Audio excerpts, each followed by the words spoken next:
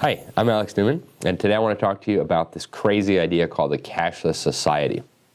So if you've been watching the news or reading the newspapers the last few weeks, last few months, you've probably noticed this so-called war on cash, right? They're telling us we need to get rid of cash. Cash is for terrorists. Cash is for drug dealers and tax evaders, all these nasty people that we certainly wouldn't want to support.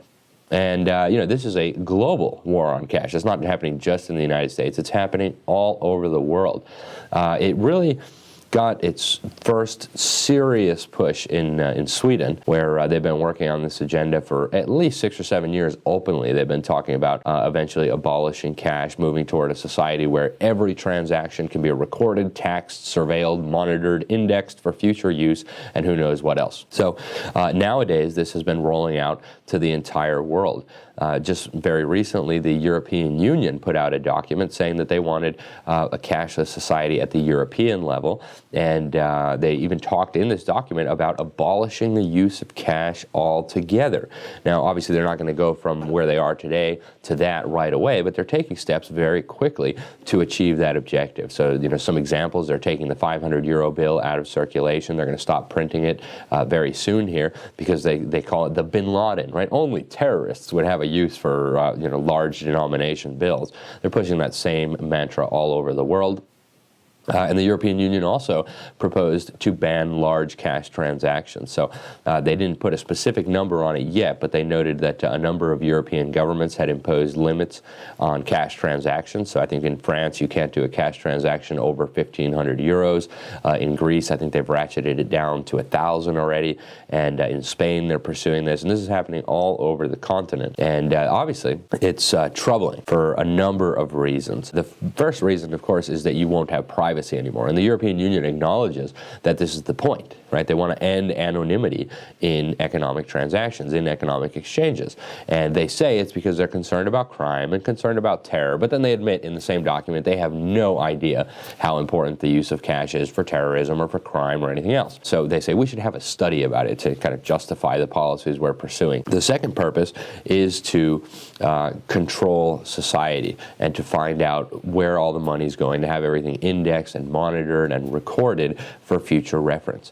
Now, this is not limited to Europe. Again, it's happening in the United States. They're pushing to end the issuance of the $100 bill. And you actually have this happening all over the world through this alliance. It's called the Better Than Cash Alliance. I encourage you to go check out their website. It's very revealing. This is being funded by all the big, globalist foundations, the Rockefeller Foundation, the Bill and Melinda Gates, the Ford Foundation, all these globalist foundations that the Reese Committee identified as trying to subvert U.S. sovereignty and merge the United States with the rest of the world. The secretariat of this Better Than Cash Alliance is none other than the United Nations Capital Development Fund. So the UN is leading this charge for a global cashless society.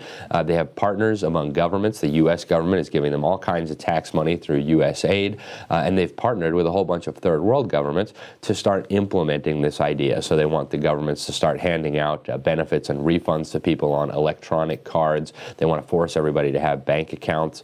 And in some countries, like in India, we just very recently had an incredible development. Prime Minister went on television one day and said, hey, everybody, the two highest denomination notes in circulation, the 500 rupees and the 1,000 rupees, are coming out of circulation. If you have any, you now must take them to a post office or to a bank with your government-issued ID, and we can deposit them in a bank for you. If you don't have a bank account, you better make one. So this was a massive disruption to the Indian economy. I mean, it resulted in people not being able to conduct their business, not being able to buy food, not being able to buy medicine for their children. It was a fiasco of epic proportions, but the globalists were very pleased because it brings India one step closer to a cashless society. Now, there's all kinds of different motivations for the people and the institutions that are promoting this idea.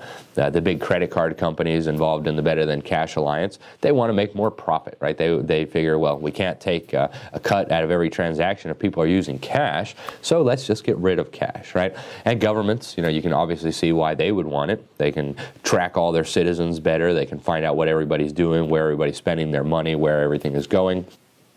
And then you, of course, have the globalists who just want to wage war on freedom and wage war on privacy, and especially financial privacy, right? So this is a big trend at the global level.